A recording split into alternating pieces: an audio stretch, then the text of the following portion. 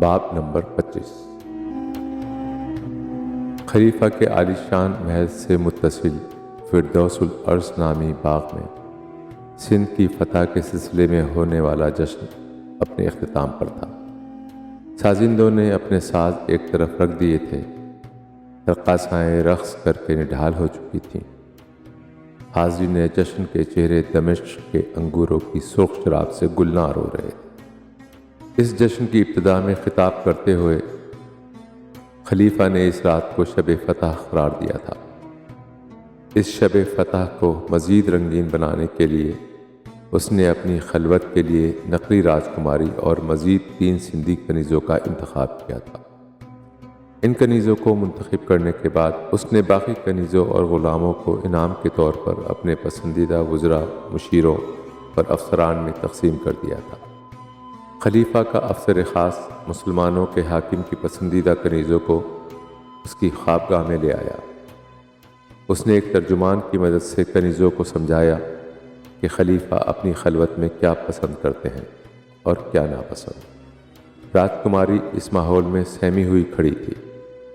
دیگر سندھی کنیزوں کو بھی خوف تھا کہ نہ جانے حاکم دمشق ان سے کیسا برتاؤ کرے گا۔ راجکماری سرخ لباس میں ملبوس تھی، جبکہ دیگر سندھی مغوی خواتین کے جسم پر ناف سے نیچے ایک مختصر سی لنگی بندھی ہوئی تھی جو بمشکل ان کے گھٹنوں کو ڈھانپ سکتی تھی۔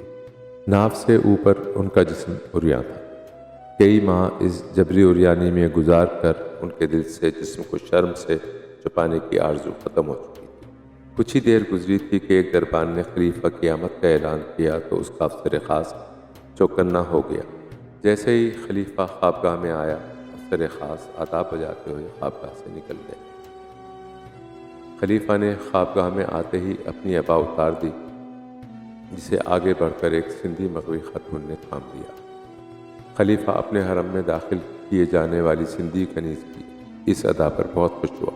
خلیفہ نے اس سندھی کنیز کی کمر کے گرد لپٹا ہوا کپڑا کھول کر اسے مکمل طور پر عریاں کر کے اپنی خوشی کا اظہار کیا۔ اس کنیز کو عریاں کرنے کے بعد اس نے نقلی راجکماری کو اپنے پاس بلا کر اشارے سے اپنے کپڑے اتارنے کو کہا۔ راجکماری نے خلیفہ کے بدن سے ایک ایک کر کے اس کے سارے کپڑے اتارنا شروع کر دیے۔ اب خلافت بنی امیہ کا سربراہ ننگا ہو چکا تھا، لیکن دستار خلافت اب بھی اس کے سر پر موجود تھی۔ خلیفہ نے آگے بڑھ کر باقی سندھی لڑکیوں کے کمر کے گرد بندھے ہوئے کپڑوں کو بھی کھینچ کر اتارنا شروع کر دیا۔ اس عمل سے فارغ ہونے کے بعد خلیفہ نے ہر لڑکی کے قریب جا کر اس کی بغلوں میں ناک گھسیڑ کر انہیں سونگھنا شروع کر دیا۔ لڑکیاں ایک دوسرے کی طرف حیران کن نظروں سے دیکھ رہی تھیں۔ ان سب لڑکیوں کو خلیفہ کے افسر خاص کی طرف سے ہدایت دی گئی تھی کہ وہ خلیفہ کے سامنے آپس میں سندھی میں بات نہ کریں۔ اب خلیفہ نے راجکماری کے پاس جا کر اس کو برہنہ کرنا شروع کر دیا۔ اسے کپڑوں سے آزاد کرنے کے بعد خلیفہ اس کا ہاتھ پکڑ کر مسیری کی طرف بڑھا اور باقی لڑکیوں کو میز پر رکھے ہوئے خوشبودار تیل کے جار کی طرف اشارہ کیا۔ اس کے افسر نے لڑکیوں کو پہلے ہی سمجھا دیا تھا کہ خلیفہ کو اس مخصوص تیل سے بدن پر مالش کروانا بہت پسند ہے۔ خلیفۃ المسلمین نے مسیری پر لیٹنے سے پہلے اپنی دستار خلافت اتار کر ایک طرف رکھ دی۔ اب اس نے مفتوحہ راجکماری کو مسیری پر لٹایا اور اس کی بغلوں میں ناک رکھ کر انہیں سونگھنا شروع کر دیا۔ بغلیں سونگھنے کے بعد اس نے تیل کا پیالہ طلب کر کے تمام لڑکیوں کو مسیری پر بیٹھنے کی دعوت دی۔ جب سب لڑکیاں مسیری پر آ بیٹھیں تو اس نے ان سب کے نوخیز جسموں پر خوشبودار تیل ملنا شروع کر دیا۔ یہ زیتون کا تیل تھا جس میں گلاب کا عرق ملا کر اسے خوشبودار بنایا گیا تھا۔ خلیفہ سب لڑکیوں اور راجکماری کے جسم پر تیل ملنے کے ساتھ ساتھ اپنی زبان سے اس تیل کو چاٹتا جاتا تھا۔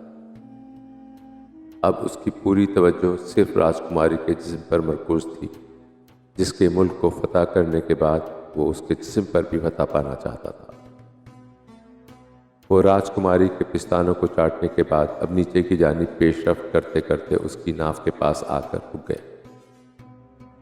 پھر اس نے قریب ہی رکھی ہوئی عطر سندل کی بوتل میں سے عطر لے کر راجکماری کی ناک اور اس کی اندام نہانی میں انڈیل دیا۔ اس عمل کے بعد وہ اپنی ناک راجکماری کی ٹانگوں کے بیچ رکھ کر اس زور زور سے سانس لینے لگا جیسے وہ سو چکا اور عالم خواب میں خراٹے لے رہا۔ ٹانگوں کے درمیان بہت دیر تک سر نہڑانے کے بعد خلیفہ راجکماری کے اوپر لیٹ گیا اور اس نے اپنی پشت پر تیل کی مالش کرنے کا اشارہ کیا۔ تینوں لڑکیوں نے مل کر خلیفہ کے جسم پر خوشبودار تیل سے مالش کرنا شروع کر دی۔ خلیفہ کے عضو میں اس مالش سے بھی کوئی جنبش نہ ہوئی تو مسحری سے اٹھ کھڑا ہوا اور تینوں لڑکیوں کو مسحری پر لیٹنے کا اشارہ کیا۔ جب یہ تینوں لیٹ گئیں تو اس نے ان لڑکیوں کے جسم کی مالش کرنا شروع کر دی۔ کچھ دیر تک وہ اس عمل سے تھک گیا تو اس نے ایک بار پھر اپنے جسم کی مالش کا حکم دیا۔ تینوں لڑکیاں خلیفہ کے حکم کی تعمیل میں مشغول ہو گئیں۔ اب خلیفۃ المسلمین کو ایک اچھوتا خیال سوجا۔ وہ مسحری سے اتر آیا۔ اس نے دستار خلافت کھول کر اپنی گردن کے گرد باندھ کر فرش پر سواری کرنے والا گھوڑا بن گیا۔ راجکماری اور دیگر لڑکیاں خلیفہ کے پاگل پن کو حیرت سے دیکھ رہی تھیں۔ اس نے ایک لڑکی کو اپنی پشت پر سوار ہونے کا اشارہ کیا۔ وہ عریاں لڑکی ننگے خلیفہ کی کمر پر سوار ہو گئی۔ خلیفہ نے دستار اس لڑکی کے ہاتھ میں ایسے تھما دی جیسے گھوڑے کی لگام ہو۔ جو ہی لڑکی نے اس لگام کو تھاما، خلیفہ نے تیزی سے دوڑ لگا دی۔ اس کے اچانک دوڑ لگانے سے وہ لڑکی منہ کے بل فرش پر گر پڑی، جس پر خلیفہ کسی بچے کی طرح زور زور سے ہنسنے لگا۔ خلیفہ نے اس طرح راجکماری سمیت سب لڑکیوں کو پشت پر باری باری سواری کروا کر گرایا۔ اب خلیفہ کچھ اور کرنے کا سوچ ہی رہا تھا کہ اس کے پیٹ میں بہت زوردار مروڑ اٹھا۔ وہ ننگا ہی خوابگاہ سے بیت الخلاء کی طرف دوڑا، مگر وہ غلام گردش میں ہی غش کھا کر گر پڑا اور وہیں اس کا خون آلود پاخانہ نکل گیا۔ خلیفہ کو غلام گردش میں تعینات پہرے داروں نے گرتے دیکھ لیا تھا۔ وہ دوڑ کر خلیفہ کی مدد کو آ گئے۔ دو پہرے دار اس کو عالم غشی میں اٹھا کر خوابگاہ میں لے آئے اور اسے مسحری پر لٹا کر چلے گئے۔ مسحری پر لیٹتے ہی خلیفہ کو ہوش آ گیا۔